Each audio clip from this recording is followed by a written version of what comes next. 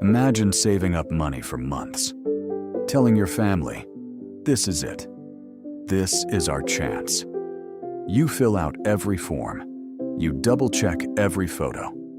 You hit submit. And then, you wait. Millions of people around the world did exactly that, hoping for a shot at the American dream through something called the Diversity Visa Lottery, better known as the Green Card Lottery. But for DV-2027, that dream hit a wall nobody saw coming. So what happened? Why couldn't people even apply? And why are those who were already in the process now left in limbo? Let me tell you the full story. Every single year, the U.S. government runs a program called the Diversity Immigrant Visa Program, created back in 1990 to bring immigrants from countries that don't typically send many people to America. Up to 55,000 green cards are given out each year to people from eligible countries, mostly across Africa, Eastern Europe, Central Asia, and parts of Oceania. The process is simple. You apply online. A computer randomly selects winners, and if your number is called, you're on your way to building a new life in the United States. The lottery is named after the fiscal year the visas are actually issued, not when you apply. So DV-2027 means the visas would be issued between October 2026 and September 2027. Normally, here's how the calendar works. October to November. Applications open. May. Results are announced. October onward. Winners start their visa process. For DV-2027, applicants expected to apply in October 2025, see their results in May 2026, and potentially be living in America by 2027. Millions of people had that timeline circled on their calendars. October 2025 arrived. People refreshed their browsers. They waited for the portal to open. It never did. No announcement, no portal, no dates. On November 5th, 2025, the U.S. Department of State finally said something, but it wasn't good news. They released a short statement saying they were implementing certain changes to the DV entry process. They would announce the start date as soon as practicable. That's government language for, we're not ready, and we're not telling you why. Some experts believed it was partly due to the introduction of a new $1 registration fee, the first time applicants would ever be charged to enter. The idea was to reduce fake or spam entries. But setting up that payment system apparently came with delays. Others pointed to the broader political climate. Since taking office, the Trump administration had made no secret of its opposition to the diversity visa program, repeatedly calling for it to be replaced by a merit-based immigration system. Still, as of November 2025, the State Department officially said the DV-2027 program was not canceled, just delayed. Millions of hopeful applicants exhaled. Maybe it would still happen. Maybe there was still time. Then came December 13th, 2025. A mass shooting took place at Brown University in Providence, Rhode Island, during final exam week. The tragedy sent shockwaves across the country. In the days that followed, investigators looked into the background of the suspect. What they found became a political flashpoint.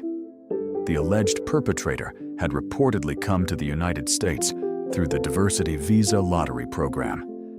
Within days, the Trump administration moved fast.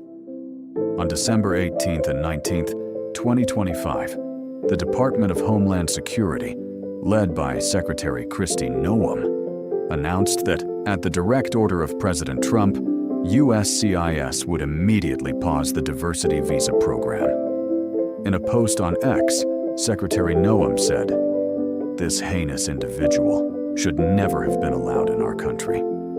I am immediately directing USCIS to pause the DV program to ensure no more Americans are harmed."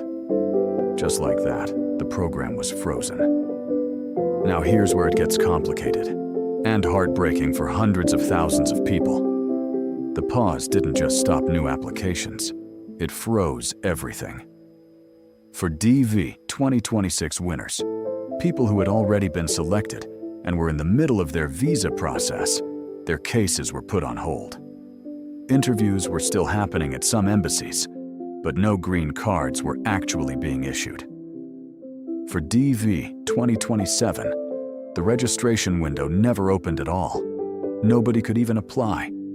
Millions of people who had been waiting since October 2025 had no lottery to enter. And there's a cruel countdown built into this system.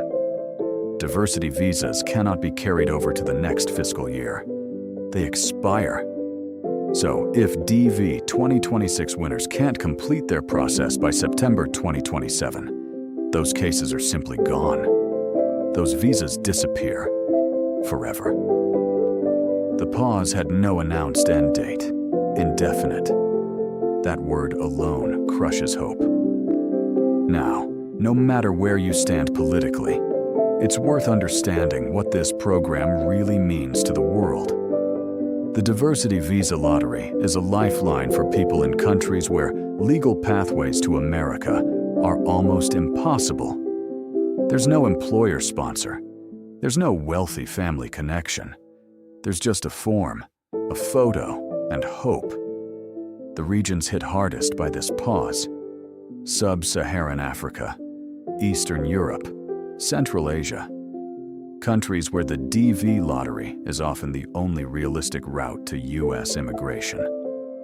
Lawyers and advocates quickly noted that Congress, not the president, created this program through law. That means an executive branch pause could face legal challenges.